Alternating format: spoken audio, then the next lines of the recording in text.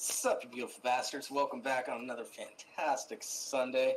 This is the Lesser Saints Discord show, your one and only free show to the YouTube Saints, coming on every Sunday at 5:30 p.m. Pacific Standard Time, 8:30 p.m. Eastern Standard Time, right before your beloved YouTube Saints, which airs at 7:30 p.m. Pacific Standard Time, 10:30 p.m. Eastern Standard Time.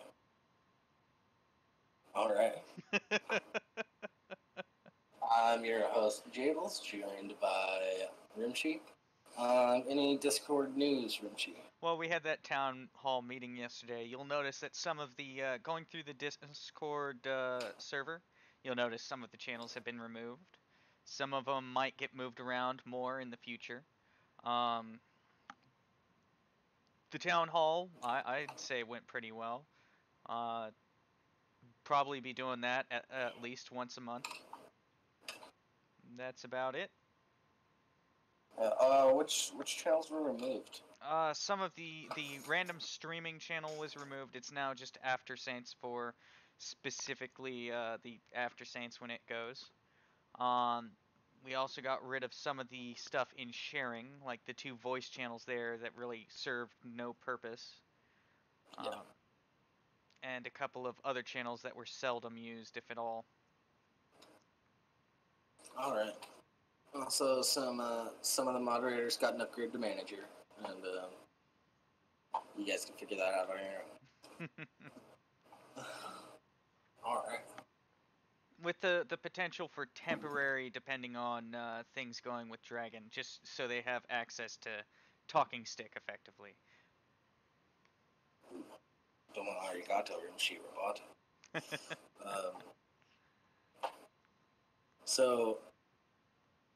Also, a couple things before we get into the news. We experienced a loss this week. Yes.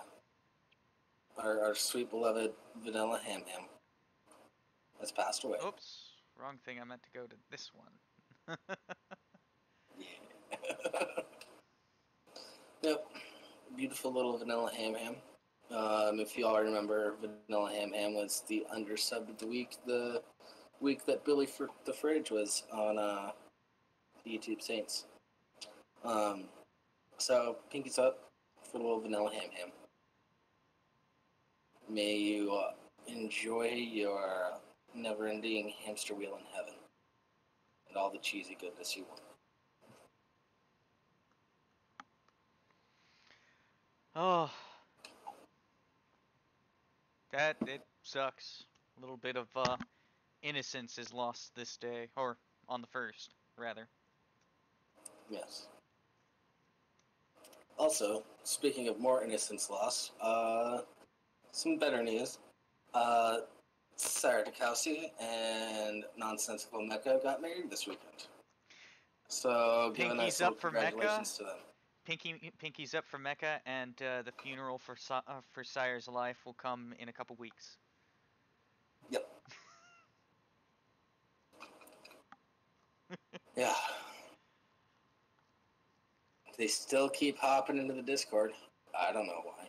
Well, they're saying that it's because they're taking breaks, and like Sire said, we did the thing. We're taking a rest. Christ, I'm not from Havana.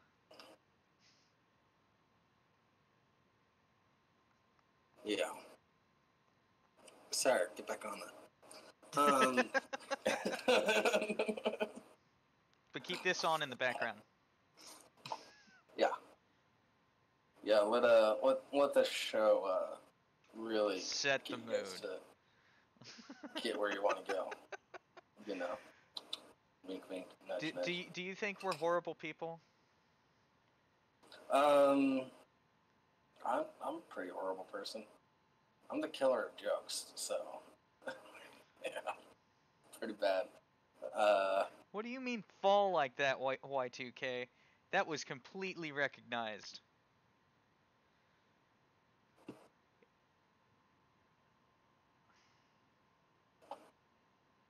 Yeah. You know, Y2K, sometimes things can be subtle. You don't have to point and poke and prod at every reference that comes out. Sire, it's the issue we're having here is I've got Jables up as high as he can go, and I'm trying to match myself to him. I didn't know we were gonna be so quiet. Yeah, let me do a thing. All right, you do the thing. Is that better? Nope, that's the same. It's the same. Damn. Anyway, we should probably get into the news. Is that better? No, it's the same. We're gonna start out with this beautiful article here. McDonald's manager shoots man for putting soda in his free water cup. Talk about being dedicated to your job. It's,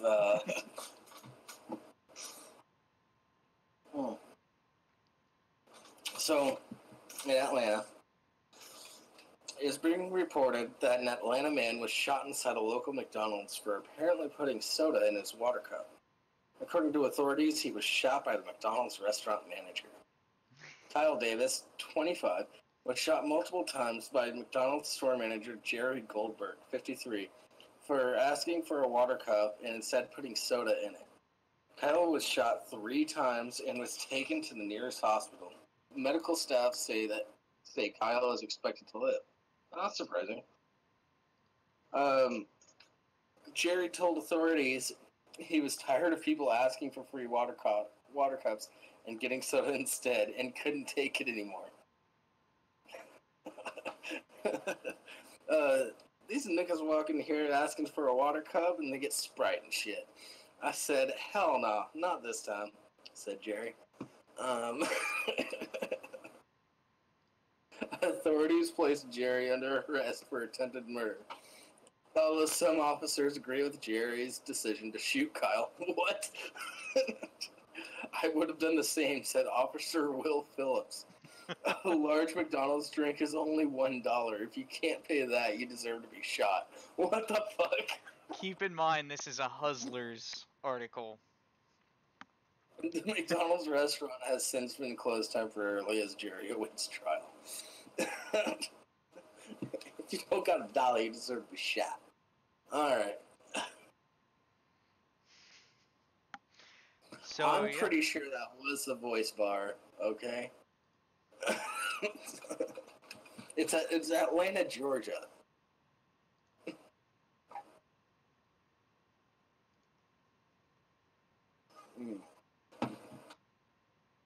Maybe that fixed it. Try speaking again. I'm talking right now. Oh yeah, that didn't change anything. Alright, whatever. Yeah. Well, it's what it is. It's, yeah, this guy's a fucking crazy nutbag. That's about all I can say. He's just an old man that was tired of the young people's bullshit. That's certainly one way of putting it.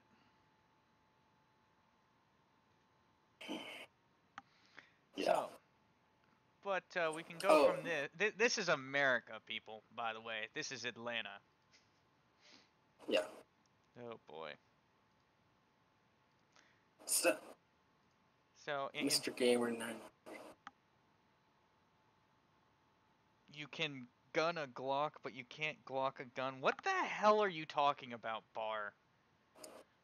Mr. Gamer 900, aka aka Nightwing, keeps tracking messages. And Apparently he said something about glocking a gun. So that's okay. Yeah. Well, this one's pretty well stupid, but just wait for the next one. Oh yeah. This one's for our friends in the UK. British farmer charged with attempted murder after firing paintball gun to warn trespasser. I'm gonna take your farm, the trespasser stated while slowly proceeding towards the British man.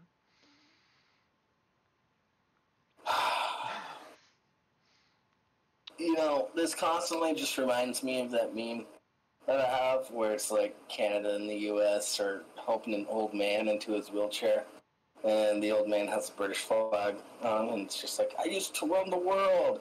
Yeah, okay, Dad. It's fine.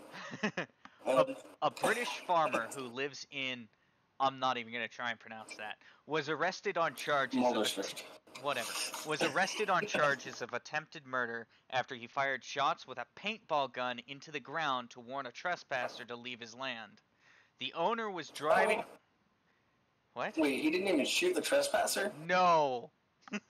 That's fucked up. The owner was driving on his premises on Friday, the 6th of July, when he found a man walking in at his gate and onto his property. He asked the man to leave because he was trespassing, but the man refused.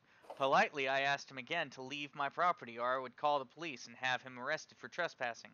The man exclaimed, "The police would never arrest me." Again, I insisted he step off my property. This man replied, "I'm going to stand here," pointing to a strip of land between my borderline and the road. I replied, "That's fine by me. I'm happy with that. You can stand there all day if you wish. It's your time." He moved to that point, the owner said. The owner got back into his car and waited for a minute or so to watch what the man was doing. He walked along that road in the direction in the direction of a nearby lodge. The owner watched until he was about 300 meters away, then proceeded to his appointment. However, when the owner looked back to the entrance of the property minutes later, the man had returned to his property and this time he had a stick with him. The owner drove back to the gate and stopped a distance from the man. The man walked up to the owner and threatened him with the stick. "I'm going to take your farm," the man stated while slowly proceeding towards the farmer. The owner walked around his baki, took out his paint. I don't know.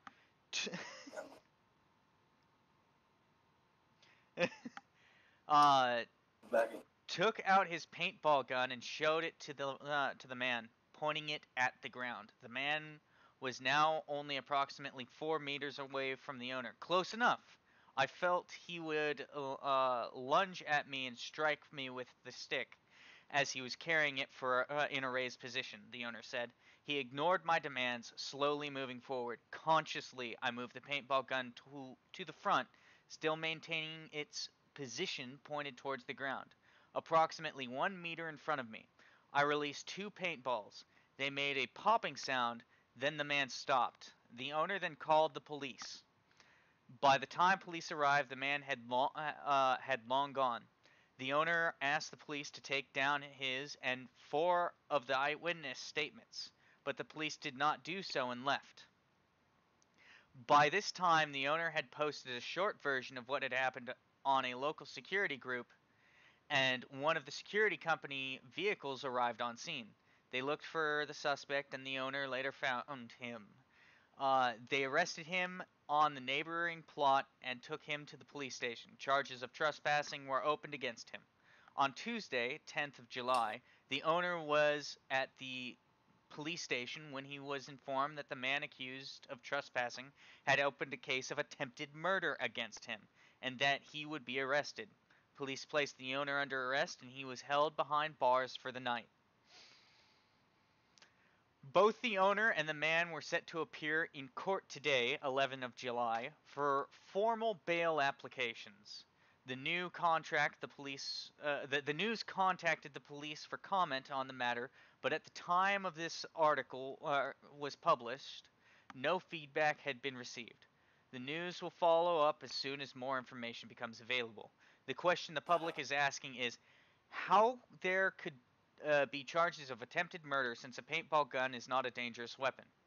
According to the Dangerous Weapons Act of Act 15 of 2013 and what it means to paintball airsoft players, a dangerous weapon means any object other than a firearm capable of causing death or inflicting serious bodily harm if it were used for an unlawful purpose. Charges could include possession of a dangerous weapon, contravening the Dangerous Weapons Act, and even a charge of as serious as pointing of a firearm if the victim believes that the weapon is a real firearm. However, the Act states that states in Section 3(1) that any person who is in possession of a dangerous weapon under circumstances which may raise a reasonable suspicion that the person intends to use the dangerous weapon for an unlawful purpose is guilty of an offense and liable of conviction to a fine or to imprisonment for a period not exceeding 3 years. What? Oh, motherfucker. That's... Okay, so reasonable suspicion that the person intends to use dangerous weapon for an unlawful purpose. That's vague as fuck. I don't like it. Yeah, that's fucked as shit. And you say that the UK is not, it's not that bad when it comes to firearms. No, fuck you. I don't care what you have to say when your government can pull this shit. And like Nightwing said, I haven't fact checked this, but there was another guy where like 5 guys went into his house to kill an older man. The man defended himself and was arrested for calling them a racial slur. The 5 men were let go due to lawful break-in. What the fuck? Can I get a link to some sort of article there? Yeah. Nightwing, send us that link. Yeah. Yeah, we might talk about that. We don't have any guests tonight, so... Yeah. Oh, god damn it. Like... It's a fucking paintball gun. He shot it out the ground, too, on top of that. And it Should've just shot the guy. It was maybe 9 feet in front of him, 10 feet in front of him. How far away was the guy? About like 15 to 16 feet away from him. 12 to 15 feet. It said 4 meters, right? 4 meters, yeah. So it Yeah, was about 3 feet in front of the guy. Oh no! For fuck's sake. Yeah, so it was... Yeah. Excuses, Nightwing. Fuck you. Yeah, the fuck is a lawful break-in. That's why I want the link to the article. I don't know what the fuck that means. Yeah, what the fuck is a lawful break-in exactly?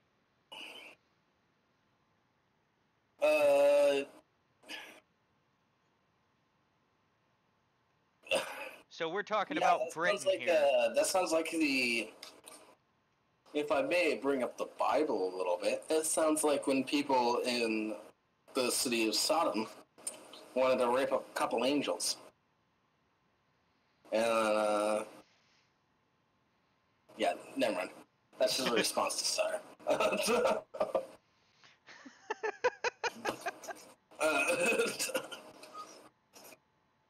Yep. God damn. Angels aren't people, so it's okay, right? You know the funny thing here is we're talking about Britain. We just talked about Atlanta. We're about to talk about California. So why don't you take a moment to think of what bullshit could be coming out of California? Just let it mull inside your head for a moment. Because unless you're a cheater and you look through the description and already clicked on the article. Yeah. Fuck you. Then you already know what fuckery is coming out of California. Bart, don't go there. Shut your whore mouth, Bart. Shut your whore fucking mouth. It's not a JVG show. I was just referencing something that was actually written in the Bible. I'm not saying save your father from the underworld and start raping angels. Okay?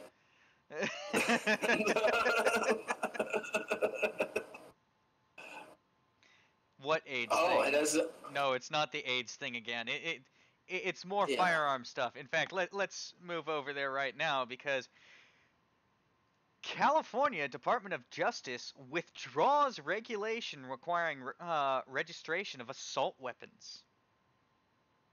Yeah. California just became a little bit more gun-friendly. The California Fucking weird.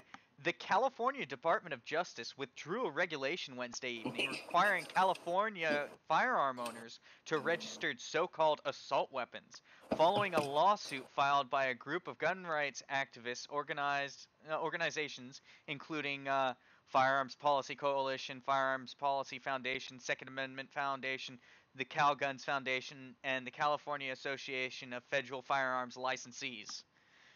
That's not a mouthful at all. No. And I agree with Sire. Griggs must be jizzing himself right now. I jizzed myself when I read this article. Yeah, Griggs is actually the one that sent me this article, so he's fully aware of it. The Department of Justice proposed rulemaking in this case was a smokescreen to cover their tracks and other prior unlawful regulatory actions, said FPC President Brandon Combs in a statement. While we are pleased that our opposition efforts were ultimately successful here, we know the Attorney General Becerra is relentless in his attack on law-abiding gun owners and their Second Amendment rights. FPC will continue to defend the people of California and our Constitution from his DOJ's abusive executive actions. The lawsuit was filed, SAF founder and executive vice president Alan M. Gottlieb said in a previous statement, because the California's DOJ's firearm application reporting system, CFARS, saying that out loud, it is kind of a farce. Yeah.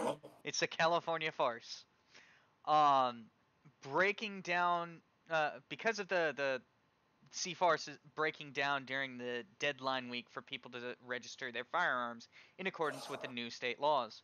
For a whole week, the system was largely inaccessible, so people who wanted to comply with the law simply couldn't, and now they face becoming criminals because they couldn't do what the law requires. Well, we also had that article that we covered a few weeks ago where a farmer wanted to register his quote-unquote assault weapons, and he ended up being arrested. For illegally modifying it, or whatever the fuck that was. Yeah, it was well within the law, and then he went to register it, but since it wasn't registered, he got arrested. Wasn't that the whole thing? I'd have to go back and look at it. It was stupid. Yeah. Following the California Department of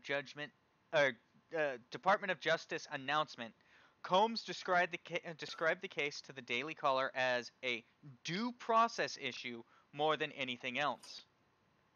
According to Combs, registration of firearms in California was a fairly simple process that was made clear by state officials in the past via media campaigns and required lawful firearm owners to fill out a postcard and send it to the appropriate authorities. This time, they cut out all the outreach. They purposefully essentially hid the football and didn't tell all the people in California, hey, here's your legal duties, and they created this new system rather than a very simple online system. They built this very complicated system in our view, said Combs. He explained... Combs or Combs? Okay, so, hold on. It looks mostly like it's Combs, and they had that one screw up. Fucking get better editors. I honestly, news, I bitch about this every week, because we always run across typos. Every goddamn week, we run across typos. Fucking edit your shit. Don't just throw articles out there.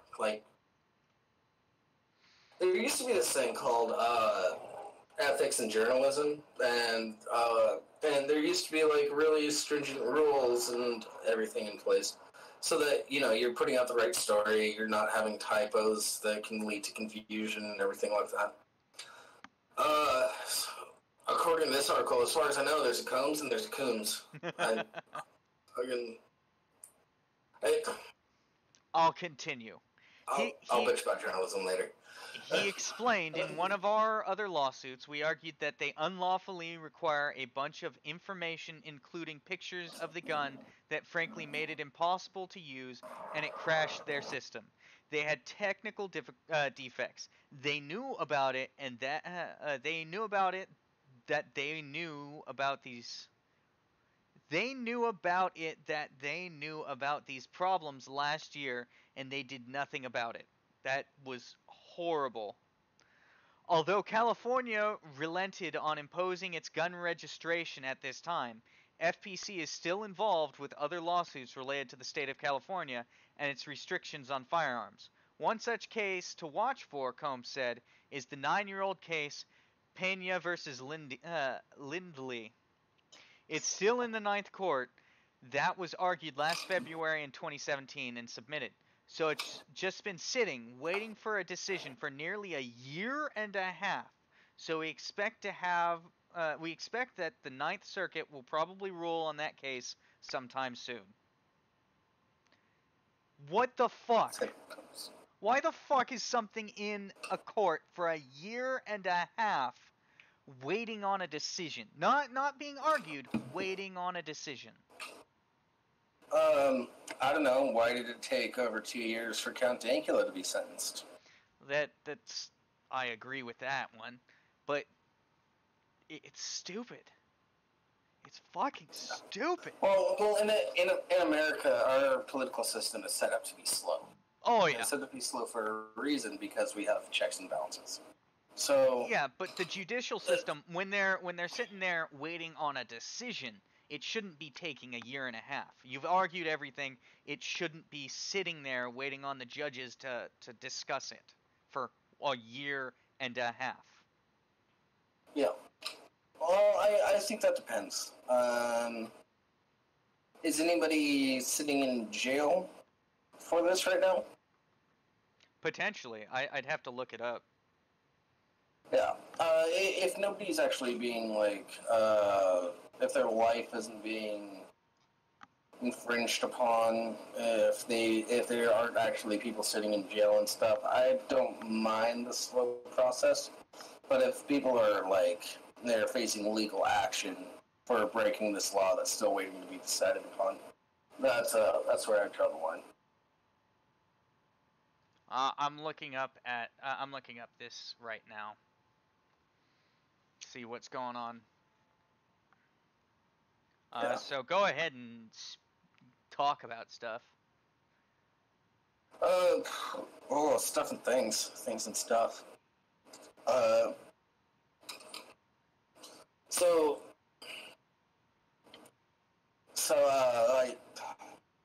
For all of you that weren't awake at the wee hours of 4 in the morning Pacific time, I was hanging out in the Discord. I was thinking about starting a random live stream this morning, Google Hangouts, where we make fun of people's social blades. And yeah. Okay, so I have the understanding. I don't know necessarily that anyone is in jail because of it, but Pina versus Lindley is about the California Unsafe Handgun Act. More specifically, talking about the handgun roster and the micro-stamping requirements and all this stuff that effectively makes it illegal for people to possess a firearm or to purchase a firearm that's not on that list. So all of the newer, safer firearms are not permitted effectively because they have to be micro-stamped twice.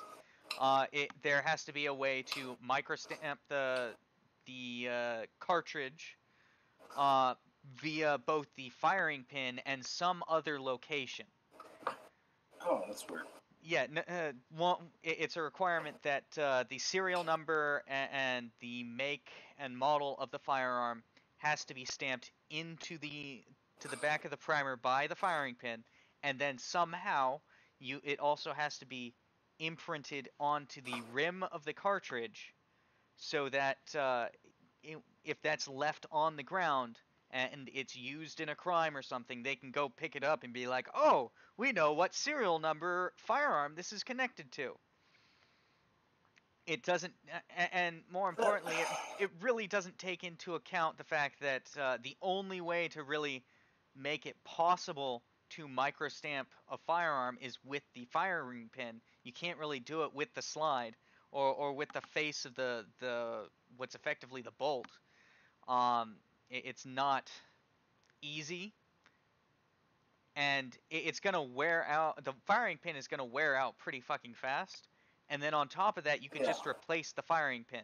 It's unfeasible and practically it's exceedingly expensive to do it any single way. But they made the requirement that or the DOJ said that the technology is feasible, and that's all that was required for that law to go into effect. Not that it was capable, not that it was that it existed or that it was in use. No, it just had to be capable of existing, and they determined that it was.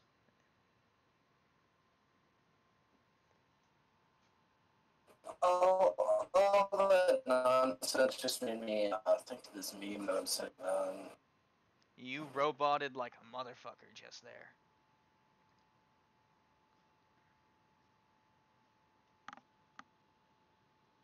Yeah, all that just made me think of the meme that I just sent you. It's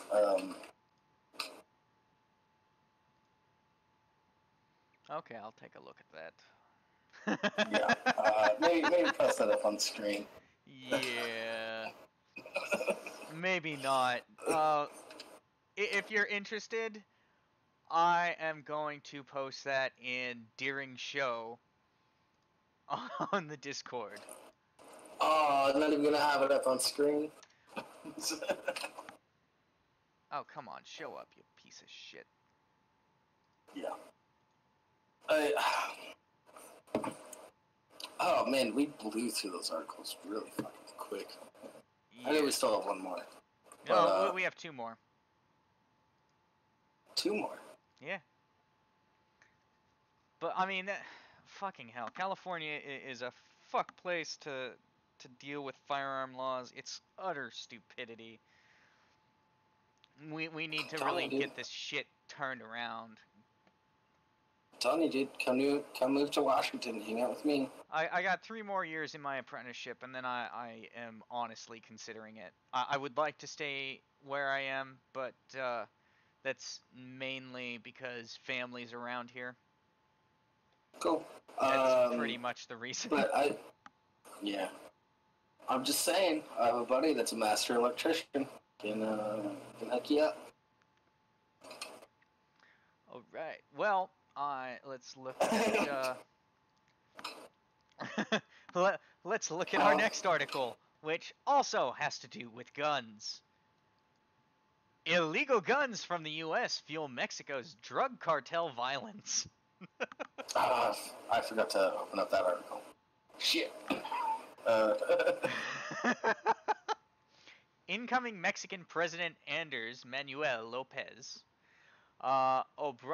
whatever the fuck his name is, wants to impress upon the U.S. Trump administration that the deteriorating security situation is the concern and responsibility of both countries. Bullshit. You know, here's what I think about this. If you want to stay Mexico, then take charge of your people, take charge of your country, and all is fine. If you want us to deal with the cartel issues you have down there, if you want your people to be able to come into the United States with illegally without getting fucked over by the immigration system, then become a vassal state of the United States. It's perfectly fine. Become like Puerto Rico or Guam.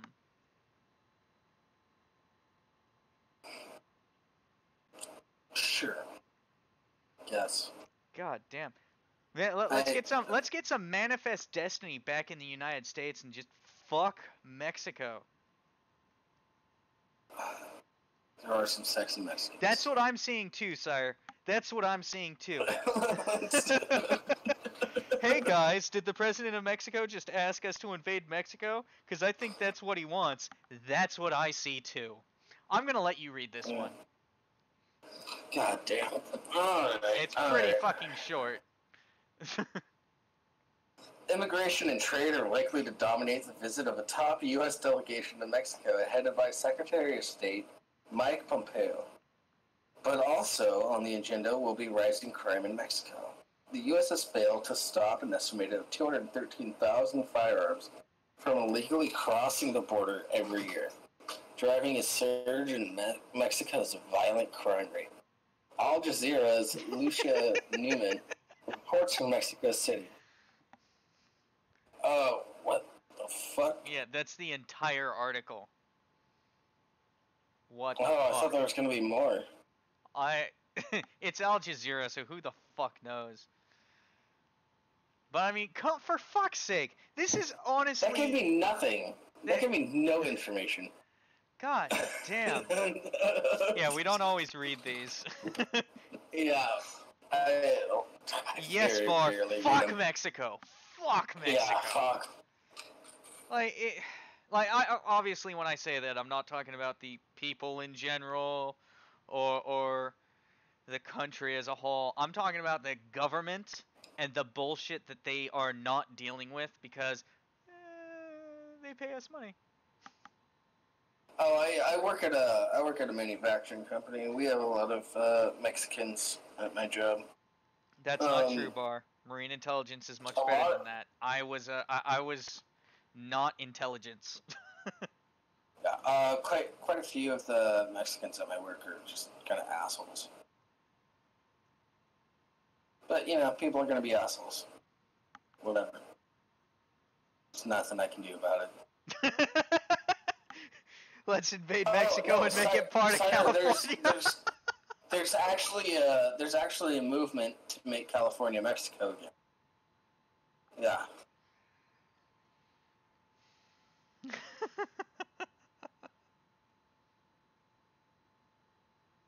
Yeah. Oh god. Yeah. No shit, Bar. Well, no, here. This is an unpopular opinion that I've held for a lot of years. If you want to solve everybody's problems, here's what you do. You nuke the entire planet, and when there's no people left, nobody will have problems anymore. Problem solved.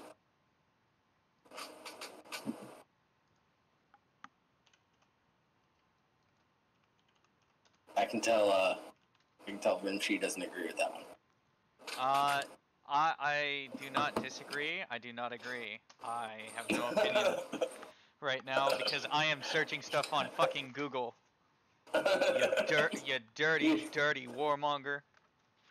I'm not a warmonger. That's how we're gonna achieve world peace. Everybody's problems are gonna be solved real quick. No, they'll just make other problems. No, people can't have problems if there's no people left. Yeah, but you're not gonna get them all. How do you know how many preppers there Well, are? bet. Put me in charge of that shit. Do you know how many bush people there are? I will single-handedly go out and explore all the lands. Fucking Bar. Love you boys, but you're close to that thing I tell you to cease all the time.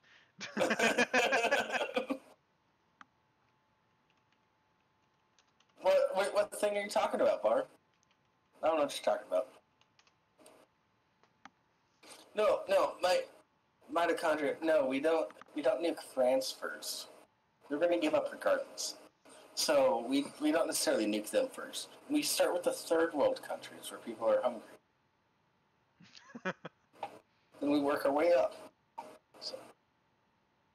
Wow, I'm going to get in trouble for this week's podcast too, aren't I? You already are. What are you talking about going to? I constantly get in trouble for the shit that I say on here. be sure to tune in next week where I debate my sister. Well, here's a vehemently longer disagrees with article. me. Let's put this one in. I just found a longer article on this abomination. Holy fuck. Oh, jeez. Let's make sure that's good. Okay. The Bureau of Alcohol, Tobacco, and Firearms and Explosives, I forgot that they added that shit, has come under fire for a controversial anti-gun trafficking operation known as Fast and Furious. This is old as shit. Isn't Fast and Furious the whole program where the CIA were selling firearms to Mexico? Yeah, shocker. An Obama-era policy is what they're effectively talking about. Hey, don't shit on the black man. Sorry, beige man. God, I'm gonna get in so much fucking trouble. You know, I think the reason we're not seeing much of this... Oh, what? The trace. What the fuck's the trace? It looks like a, this one's a more recent one. From May. By the way, Y2K and W, yeah, that, you can't starve to death if you've been incinerated. I'm willing to put that, that quote, my name next to that quote. That's fine. It's true. American guns are fueling record homicides in Mexico. Experts urge the White House to take action. Mexico is on track to have its most murderous year on record. Criminal violence in that country is overwhelmingly committed with firearms, most of which are sourced from the United States.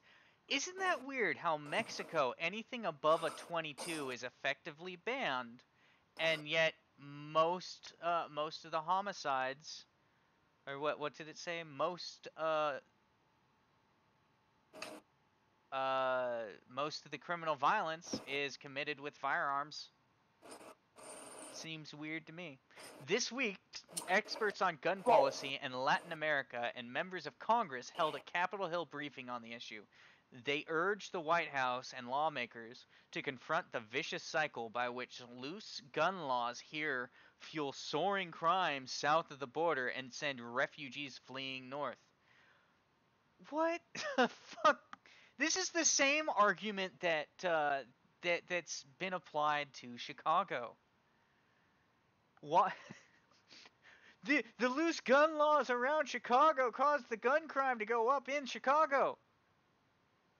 Then wait, why? Hold on.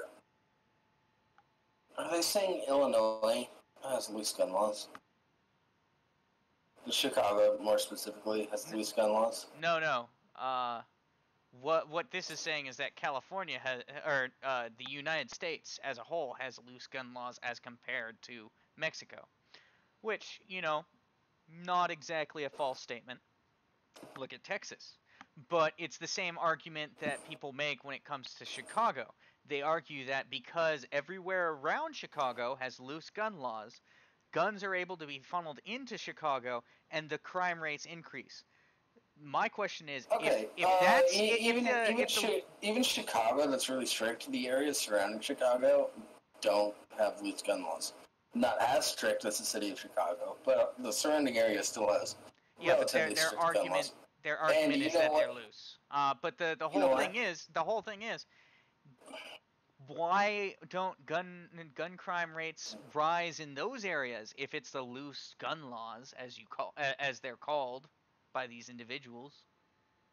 Well, I can tell you what happens with Chicago, because in Illinois, more specifically, you can't be a felon if you want to buy a firearm, much like the entire United States. So one thing that happens is there's generally a few guys that are part of gangs that stay out of all the criminal business. Except what they do is they leave Chicago and then they get guns and they bring them back for the rest of the gang members. So,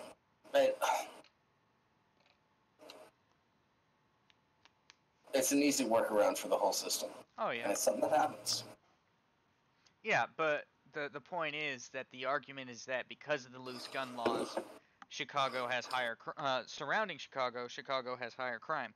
Well, if the loose gun laws are what's causing the higher gun crime, then why is it not higher in the areas that have the loose gun laws than it is in Chicago? Yeah, but that's also like saying here's the thing about gun crime. You have to be more specific about it, because that's like saying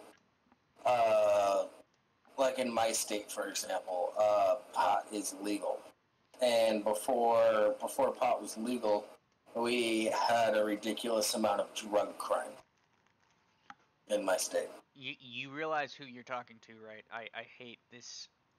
I'm using their rhetoric. I'm not agreeing with them.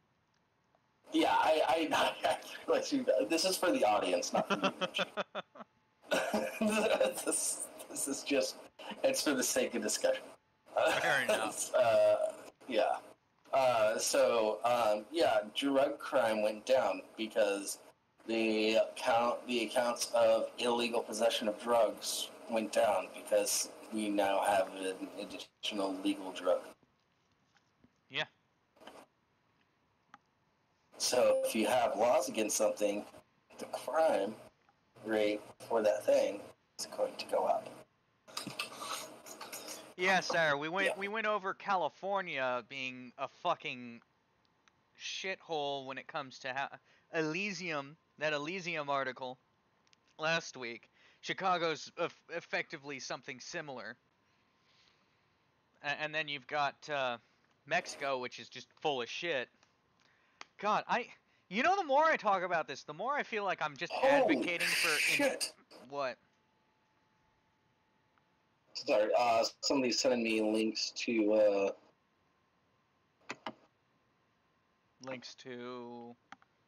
another news article. Oh shit. The UK thing. Is it? Yeah, take it. Is it Nightwing? Yeah, it's Nightwing. Yeah. All right. Well, this is just stupidity. The more I talk about this, the more I feel like I'm just advocating for the invasion and annexation of Mexico as a whole. And while I may joke about that, I don't think it's necessarily the worst thing we could do, and that bothers me because I'm a libertarian. I don't want to use force to do stuff. It's bothering me that I'm starting to feel that way.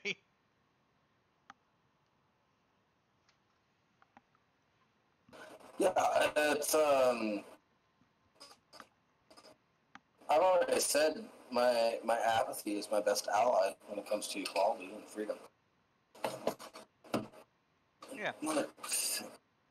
I say it jokingly, but part of me does believe it, and I don't want that part to actually believe it. Yeah. No, Venezuelans. Fuck, there's no way I'm gonna advocate for Venezuelan annexation. Because that would be widening our border at the base. Meanwhile, Mexico would, in theory, shrink that land border.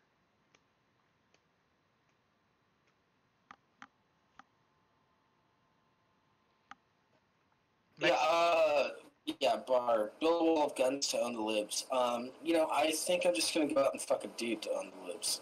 Or get fucked by a dude to own the Libs. I'm not sure how that works. Get a but I'm butt plug. Libs somehow. You're gonna get a butt plug flute to own the Libs. Well, I was just gonna do that for fun. I just want to start a band. So, like... So Jeff is down. So, fuck all you guys for being haters on my butt plug flute band.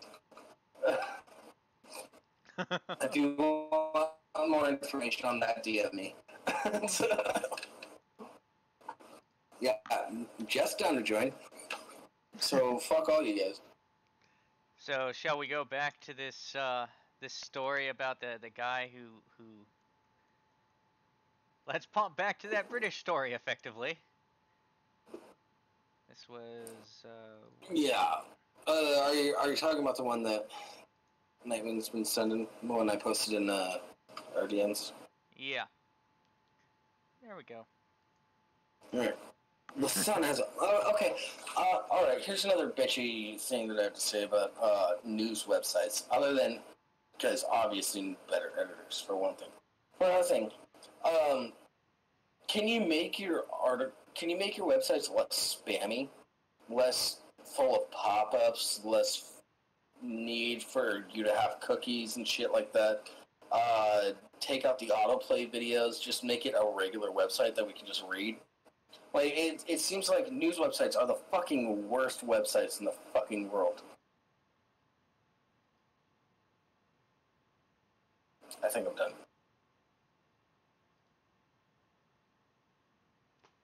Damn it, Yeah. you're supposed to be gone. Oh well. You go ahead and read this one. Alright, well, I just have to make sure this is the right article. Nope. Because this is a garbage news website, and it just opened up another article on me. Alright, I'll read it. Race arrest magistrate, 67, who fought off armed gang in his mansion, called police only to be arrested for racially aggravated assault. A magistrate who fought off an armed gang was arrested himself for a racially aggravated assault. Nigel Stinger, 67, claimed his family had been attacked by a group of men armed with a gun, knives, and even a crossbow at his Norwich home 6 months ago. Don't discount the crossbow, man. Yeah, but That's who would think dangerous. to bring that with them in a robbery? Well, to be fair, it is England. Me. I do that. The magistrate... I'm just a huge fan of The Walking Dead and Daryl. The magistrate and property developer said he had called police as the men stormed his home before facing them with a hockey stick. Mr. Stinger believes the confrontation may have been sparked by a dispute with a tenant over rent arrears, with both sides using the inflammatory term, the N-word. You're gonna say it, aren't you, Jables? I can't read the article yet because well, I just said what it is, shit's so fucking retarded. that's fine. Speaking to the Daily Mail, Mr. Stringer said, "I went outside and I kept shouting loudly at him to leave and that the police were on the way. I used my hands and the stick to push him away from the house. He kept punching and kicking me. I was by that time bruised, bleeding, and utterly exhausted." But he said the confrontation continued to escalate, claiming to see 4 other men nearby calling out derogatory words. Mr. Stinger said, "I had no strength left. I only had my voice, and I tried to find the most shocking words to shout, thinking that if they came through that hedge, we could be killed. There was nothing there to save us. We were alone. This is why you should be armed." Mr. Stinger said, using their words, "I shouted, and if you N-words come into my guarding, I will fucking hit you with this." I merely flung their own words back at them. I am not racist. After the confrontation, the remaining intruder called police to report he had been attacked and racially abused. And when police arrived, they arrested Mr. Stringer and his son on suspicion of racially aggravated assault. None of the men nearby were arrested. Mr. Stinger, who had served as a magistrate for more than 20 years, is now standing down from his position to pursue private prosecution against the men. He said his family had a history of policing and would turn in their grave if they knew he had been arrested over modern political correctness for defending his home. The married father said his experience was a warning to all homeowners that police were unable to protect them. Oh, shit. Yeah. And then, he said after the incident, he found discarded metal bar and 3 knives in his garden. Norfolk police confirmed a file had been submitted to the Crown Prosecution Service. Mr. String remains under investigation. Fucking typos again. There's no period after Mr. and it's Stringer, not Mr. String. Motherfuckers. I just want to go 1 week without finding typos in a news article. Please? 1 week would be nice. Just 1 week. They're getting his name wrong. At the end, after they've written that name 17 different times throughout this fucking article.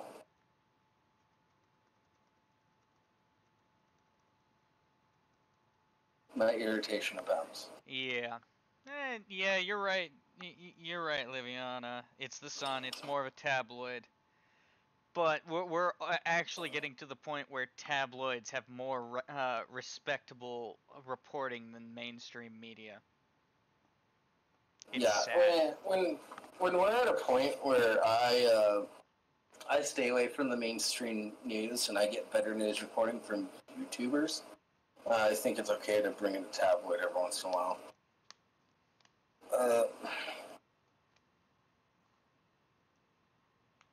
Alright. Yeah, that's... Let's go on to something that's not about firearms or self-defense. Well, I guess you might be able to call it self-defense. Is Hillary Clinton secretly planning to run in 2020? Bitch, you already lost.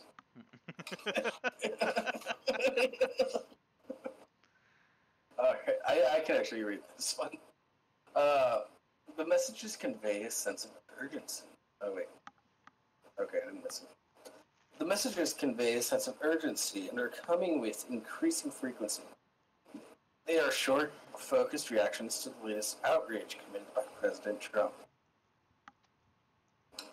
Some end by asking for money. Some urge participation in protests.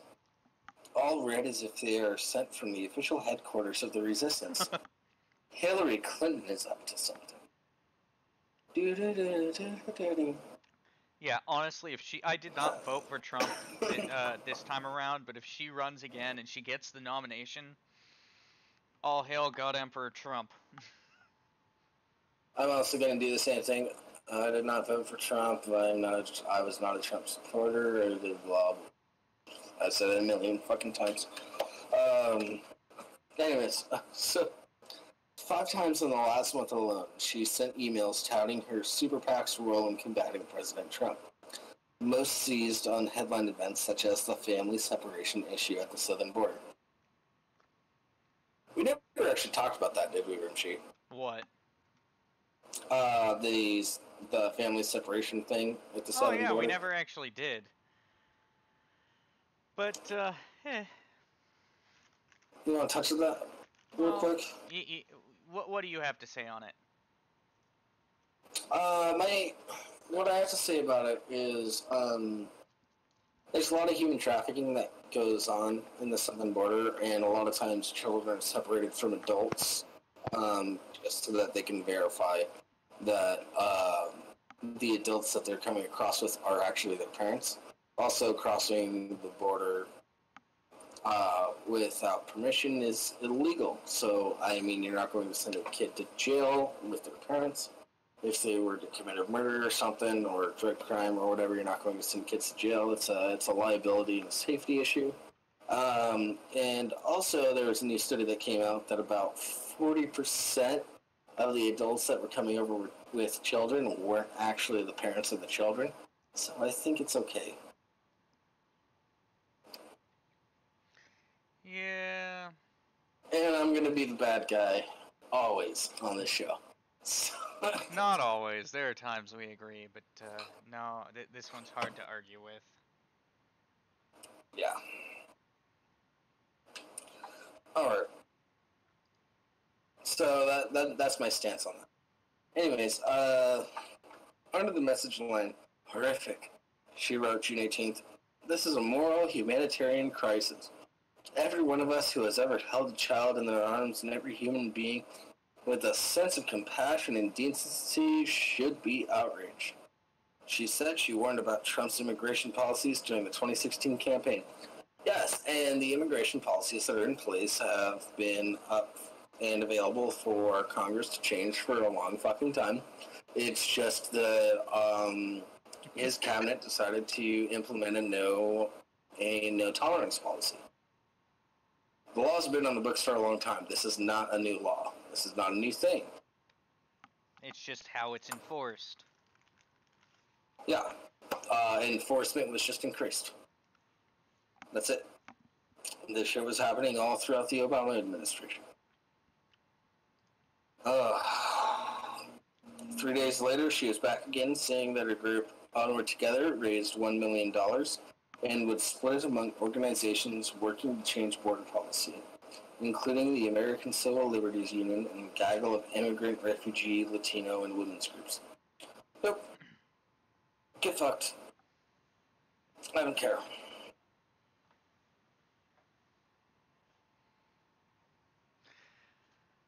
Yeah. I got nothing. This is just absurd. It's written as if it's a love letter. Yeah, it's a love letter to Hillary Clinton. And we're so proud of her. She's all for the refugees and the women and the Latinos and the immigrants.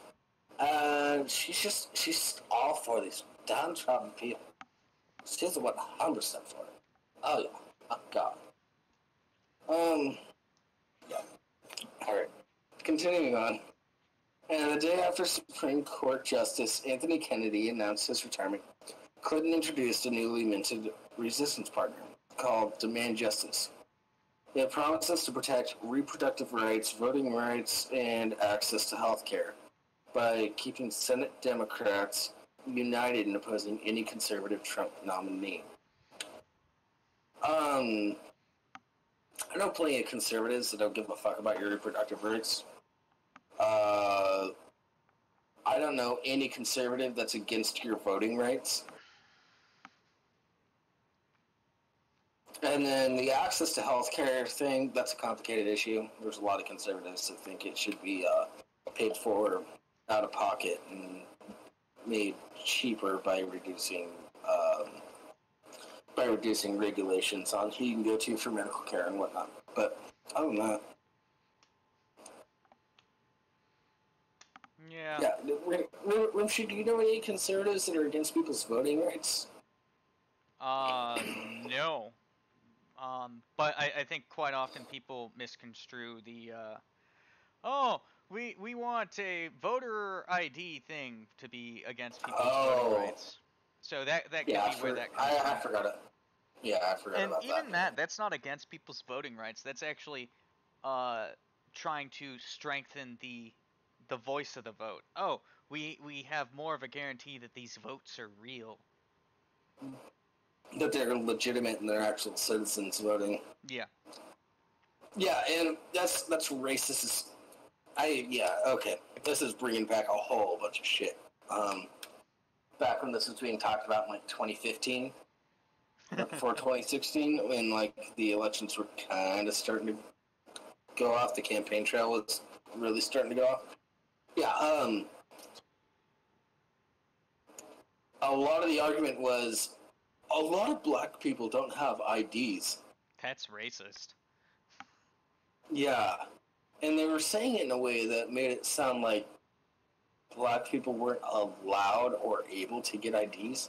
They were saying it that they weren't able because, and usually it was because they can't afford it. Okay, in my state, it's $20 to get an ID. Yeah, I don't even know how cheap it is in my state, but it's not expensive at all. When I got my motorcycle license, it cost barely anything. Sorry, it's $20 to renew. Sorry, it's $40 to get a brand new ID. Because they have to do all the information input and stuff like that and get you entered in the whole system. It's $20 to renew your ID. Yeah, like I said, when I got my motorcycle ID, it was maybe $40 at best. It was probably in the 30s, honestly. Yeah. Not a big good deal. Yeah. That's pretty communist of you, Giovanna Liviana. I I don't agree with making IDs free. I don't like free things. For IDs to be free, they'd have to come from the from taxes. Taxes are the issue. Yeah. And you need to renew your IDs so infrequently that it's okay. I don't mind paying the $20 to get it renewed. Yeah, it's like every 4 or 5 years, something like that. Yeah, it's like $10 a year. No, it's like and that's for a new one. So you have to get it renewed when you turn 21. Then you have to get it renewed when you turn 25, and then I think you have to get it renewed when you turn 35 after that, and then after that it's like 40 or something. Is it actual ages, or is it like you're doing the math on years? I'm roughly doing the math on years. It's just how it comes out. Okay, yeah, because if you get, I didn't get my driver's license till I was 19, so I didn't have to, actually, I didn't have to do my license until 2015, no. I don't remember when I had to redo my license, but it was a good long while. I think I redid it in 2014 or 2015, and then I immediately got a new one because I got a motorcycle license. Oh, yeah, so in my state, it's based on your birthday. No, it's based on your birthday too, but it's not like spaced out by, okay, you have to, oh, you got a new license at 24, you'll have to renew that at 25, but then you'll have to renew it at 30. It's based on from the day you actually have it. Yeah, I've been thinking about renewing my license because I still get shit at some bars because my license is still vertical because I got it renewed 4 or 5 days before my 21st birthday. Probably didn't get it until after your 21st birthday. Well, I got the temporary one, and then but like a lot of stores and bars are kind of pissed at me because I think it's like a fake ID. But I just got it renewed before because I've known so many people that on their 21st birthday is when their license expires. So they forget to go out and renew their license or their ID. Ah. And I like to drink. I liked to drink before I was 21. And I was like, I'm not falling into that fucking trap. Juvenile delinquent. You're talking about somebody that played with hand grenades when he was in high school. Don't.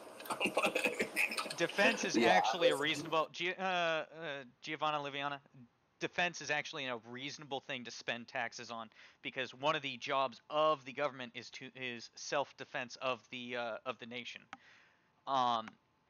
I don't disagree. Don't spend it on wars to get oil from other companies or shit like that. But the main function of the military should be for the defense of the nation.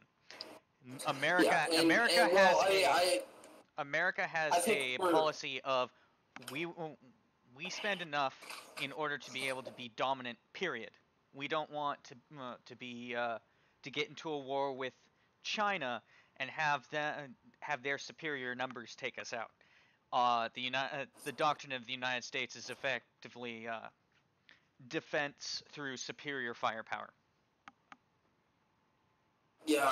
Also, I don't like us being the world police, and I think if the UK is going to make fun of our country, I want, just out of curiosity, it might cause a world war. Who the fuck does? But just out of curiosity, I kind of want Donald Trump to slap his balls on the table and say we're not going in the UK anymore because of the shit that they've been doing. So, maybe I'm wrong. Maybe it's bad. I'm kind of in the same boat as Mr. Medicare. Sometimes I just want to watch the world burn. So, I'm not going to argue about the last time we were in a defensive war. Technically, you could say Afghan was a bit of a defensive war because they attacked us first. But it evolved past that. I'm not going to argue with that statement. But at the same time, I'm telling you what America's doctrine is, not what it is what's going on. Yeah, it's... Yeah, and Bar's right. You don't start preparing when shit is happening. Yep.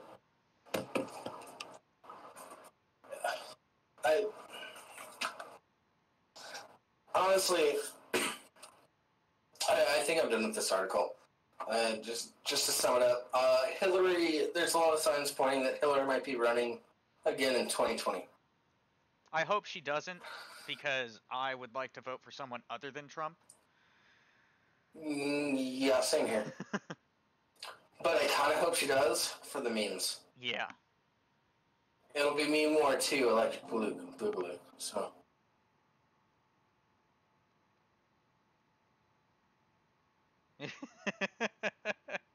Average Joe never eat from the rear. Referencing Bar earlier. Or no, it wasn't Bar, it was Aunt K. We eat from the front. Instead of we war from the front. Or war from the front. Yeah, we're prepared because we spend that money to be prepared, Liviana.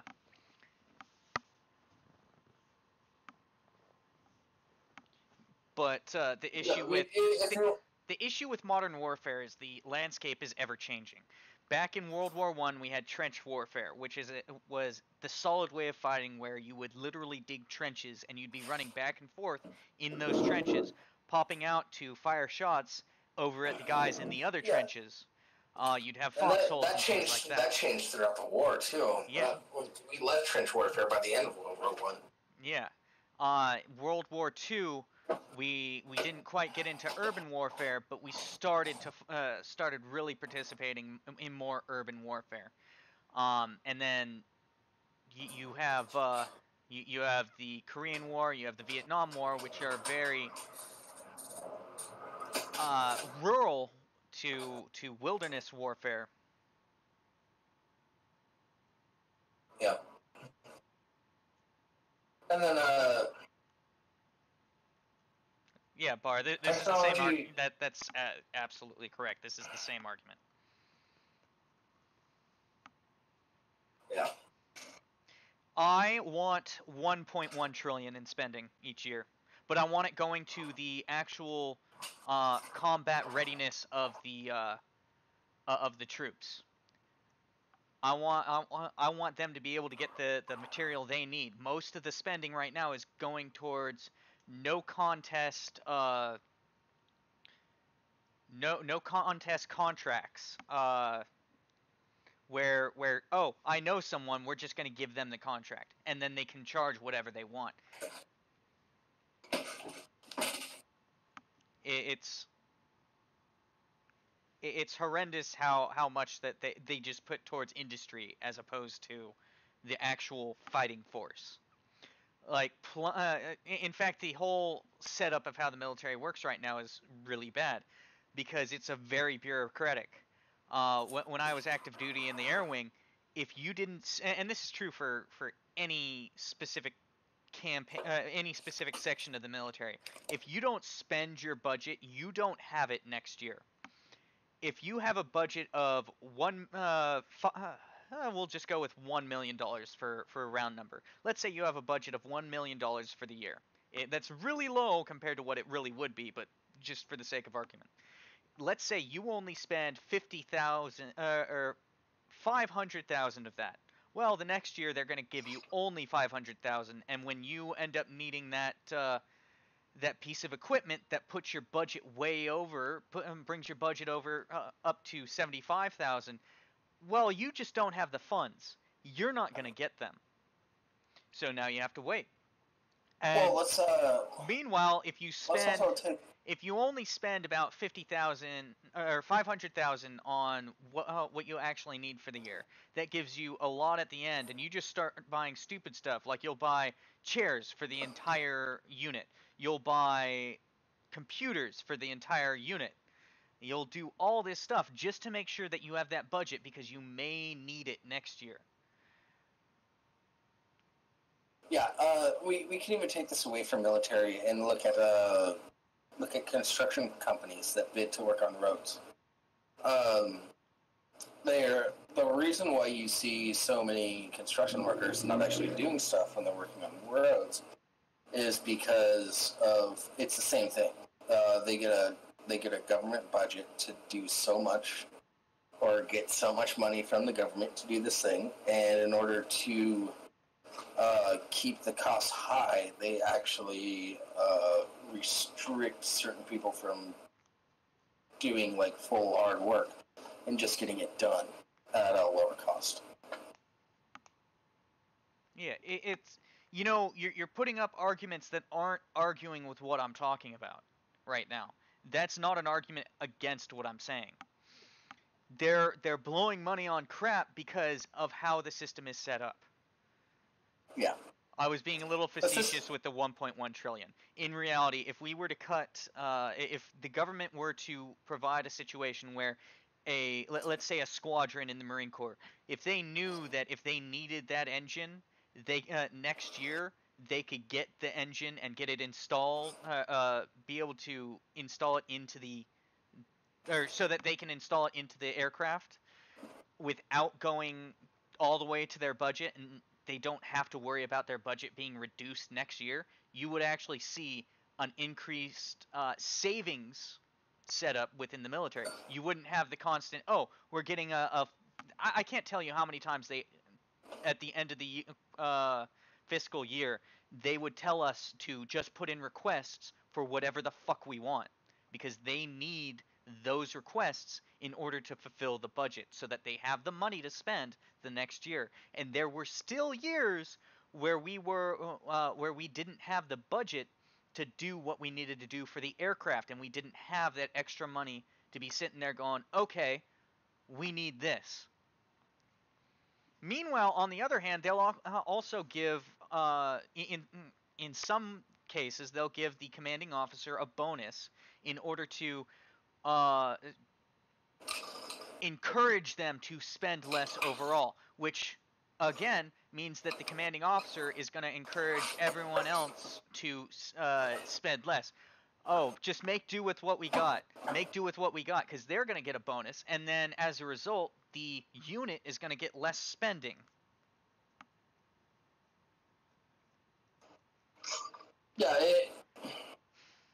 In short, the system alone is fucked. Yeah, the system needs a full-on reform. Just reducing spending is not going to fix the problem of the military.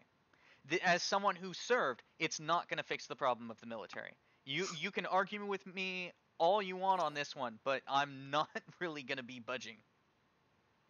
Yeah, I think we just need to rework how it is we lay out the budget instead of saying you have this much money for this whole year. I think it needs to be looked more into and itemized a lot better. And then have like a side budget for, it's like, okay, this year we actually do need this extra shit, and then take from that side budget, like a little safety net for whatever budget that we have. Who the fuck knows? I'm not an economist. I'm not an accountant. What the fuck do I know? I mean, one of the biggest things is that a government contract, the companies will see it's a government contract. Let's put the bid in at 2, 3, 4, 5 times what we would do for a commercial bid. Let's say a normal commercial bid for this task would be $20,000 for the task that they need done. Well, it's the military. We know it's a government contract in general. This isn't just military contracts. Government contracts in general. Well, it's a government contract, and the government debt is not something that can be questioned. And if we all go at least 2 times over what our our normal commercial rate would be, so this $20,000 job is now $40,000, $60,000, $80,000, $100,000, that increases drastically their profit rate, which, That's what a company generally tries to do. But the fact is that they're taking taxpayer money, and that's what they're getting paid with. That's the issue. Yeah, and $300 toilet seats and $60 hammers. Were they ordering from the Supreme store? Bar, that wouldn't technically be profiteering during wartime because it's an ongoing thing. It happens during war. It happens during peace. It's a standard at this point. It's not.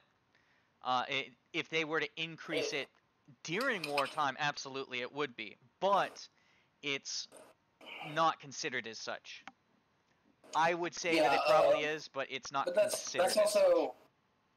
That's also like a whole thing. We need to stop warring against ideas such as the war on terrorism or the war on drugs or things like that. You can't win against ideas. These are not wars that need to be fought necessarily. If we have a legitimate enemy, let's go against the actual enemy. So it's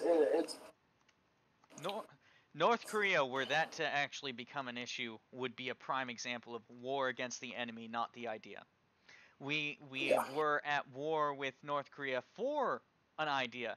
In fact, since with the exception of the initial drive into Afghanistan based on the attack of 9/11, the last time we were in a war of an actual enemy was back in World War II. In Korea, it was an idea, and that's a war that is still technically going on. We don't have a ceasefire at this. Well, right now, what we have is a ceasefire, not a peace treaty or an end to the war. Technically, people say that the Afghan war is the longest war the U.S. has ever fought. No, Korea is a 60-some-odd-year-old war currently. Still going. Yeah, it technically never ended. No, officially it never ended because we are currently in a ceasefire. That's all. Yeah, so, also, like,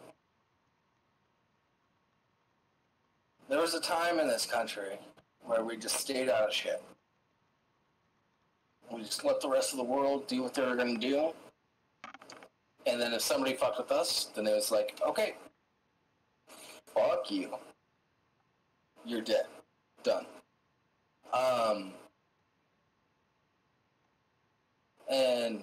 But I don't know. I think that mentality has been lost with our government. Well, it's more than that. You could say that the end of World War II, in theory, is what spawned modern-day SJWs. Well, no, we can talk about how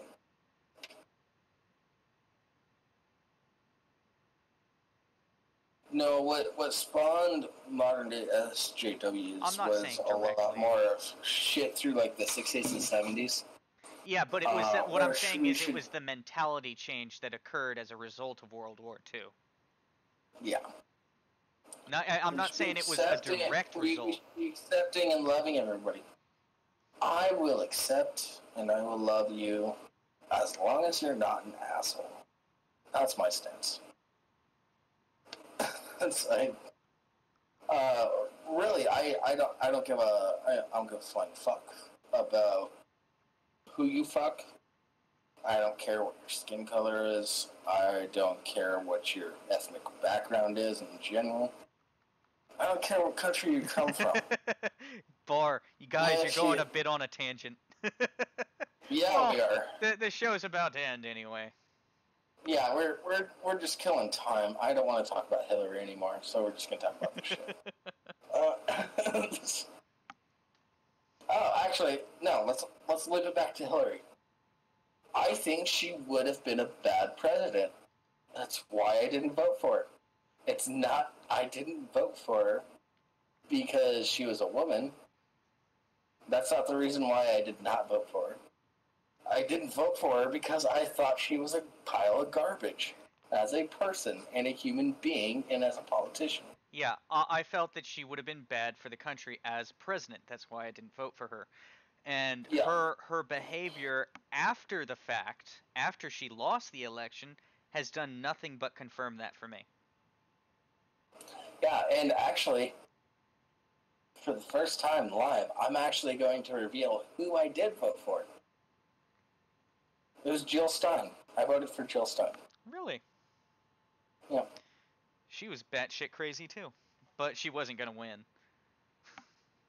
Well, I voted for Jill Stein because I wanted an independent party to potentially get included in the debates, and she was a better vote than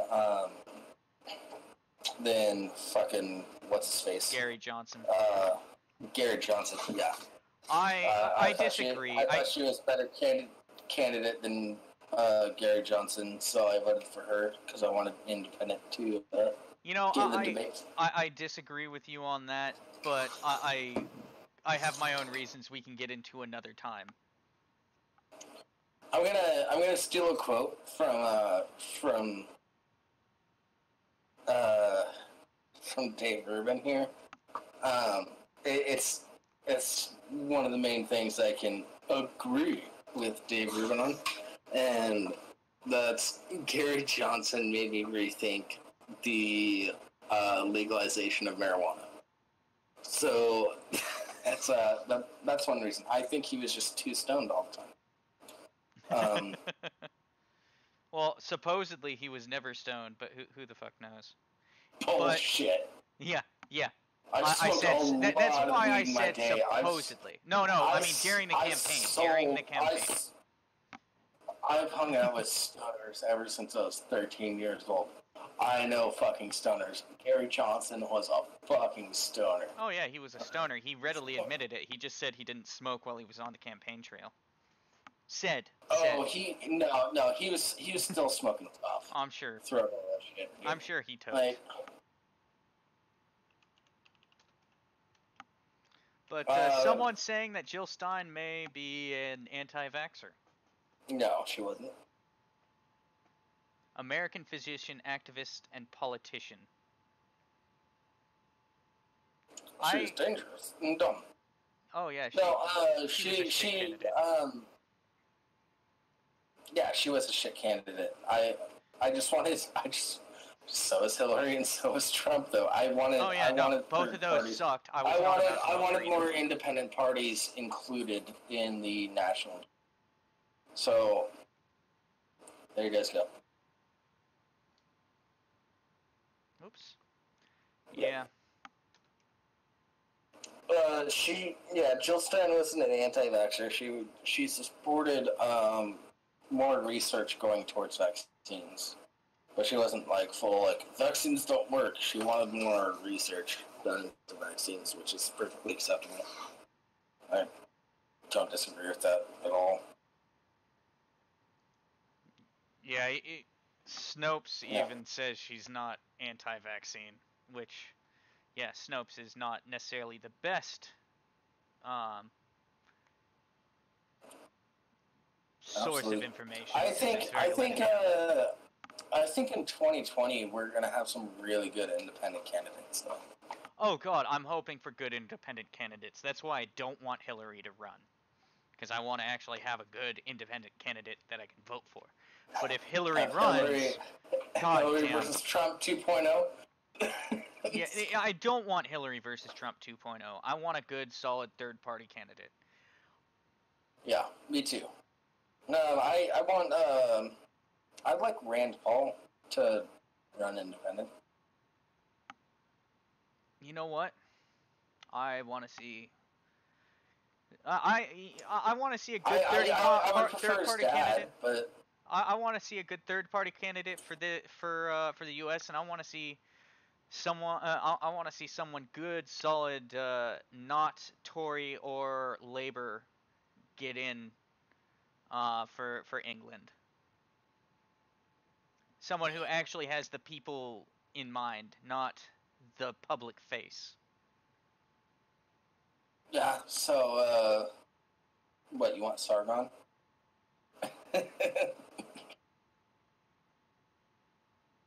Sargon for Prime Minister? You know, I actually think that wouldn't be a bad idea. No, I think he would actually win. He would win. I think he'd actually do a good job. He would. The only thing I could say about him. I honestly don't. He would do a good job. I think he'd do a good job based on the fact that he'd have a relatively even hand. I think that. And keep in mind, this is compared to their modern day politicians. There are definitely people who could do better. I think his ego gets to his head a little too much. It can. I absolutely agree with that. That's one reason why Matt Dillahunty doesn't like Sargon. Is because the one time they met, Sargon started going off about like, "Oh, I'm so popular on the internet. I have this many subscribers. Blah blah blah blah blah." Yeah, he definitely needs reality checks every once in a while. Yeah. I think his content currently is pretty good. I think he went through a recent reality check. Yeah, and I think he's even said that he needs those from time to time. No. Like, at least he's self-aware enough to realize that.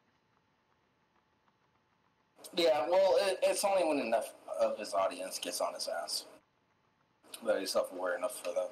Yeah. And sometimes when his other internet friends get on him, it's hard to pick. I mean, if Brianna Wu is running for political office, who's to say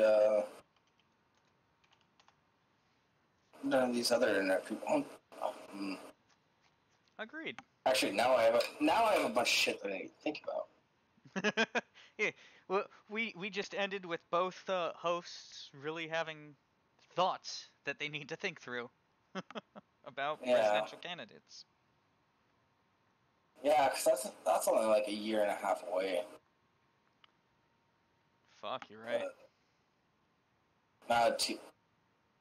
Roughly 2 years away, actually. Yeah. But it's close enough. Rimshi, do you have any closing statements? Send us articles so that we have stuff to talk about. We can't do this on our own every week. I know you guys appreciated us talking about guns for the first time ever this week, but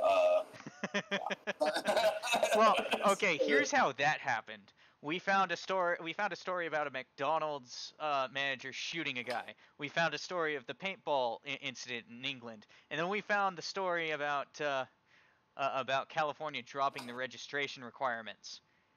And we're like, well, I guess we're doing a gun show. Yeah. Oh, since we talked about guns, you want to run through gun safety real quick before we close this up? All right, well, before we close up, quick review of firearm safety. 1, treat every weapon as if it were loaded. That just means if you see a firearm, assume it's loaded. Even if you check to make sure it's unloaded, assume it's loaded. 2, never point a weapon at anything you did not intend to shoot. If you don't want a bullet going through your couch, don't point a gun at it. If you don't want a bullet going through your table, don't point a gun at it. If you don't want a bullet going through your leg, D6C, don't point a gun at it. Oh, and Liviana, keep your finger off the goddamn trigger. Keep your weapon. 3 would be keep your weapon on safe until you are ready to fire, and 4 would be keep your finger straight and off the trigger until you intend to fire. To be honest, a lot of people switch those off. Hold on. Number 4, I really want to stress this to Giovanna Liviana, because she posted a picture of her gun, and her finger was on the damn trigger. Keep your finger off the trigger. Yeah, keep your finger off the trigger. Okay. Yeah, well, it's I'm not gonna argue that, but keep it off the trigger. And then 5, if you are shooting, know your target and what lies beyond. So if you have, let's say that you're in America where we have the ability to defend ourselves, and someone breaks into your house,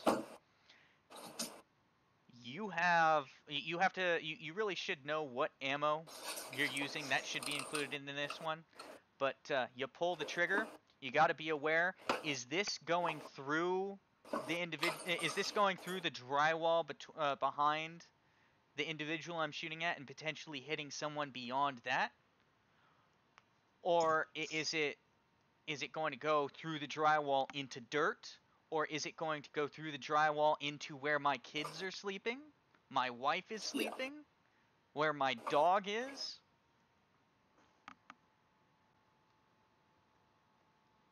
I don't care that the safety's on.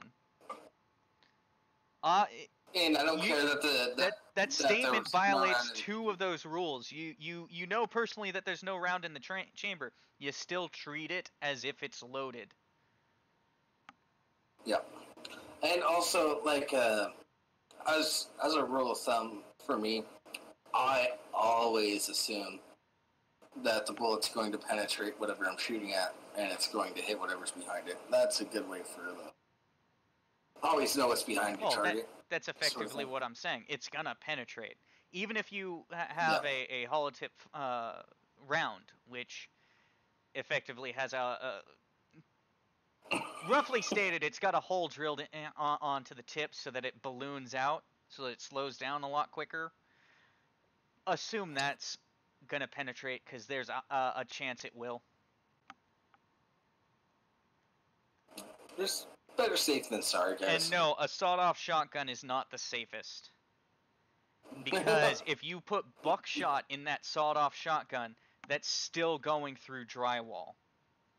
You put a slug in that shotgun, it's still going through drywall. Wait. Is Average Joe Biden? Does Joe Biden watch the show? Hi, Joe. Alright. We've gone through them, so... Is that it? Is that it for safety rules? Yeah, are we done with the jokes that's now? all of them.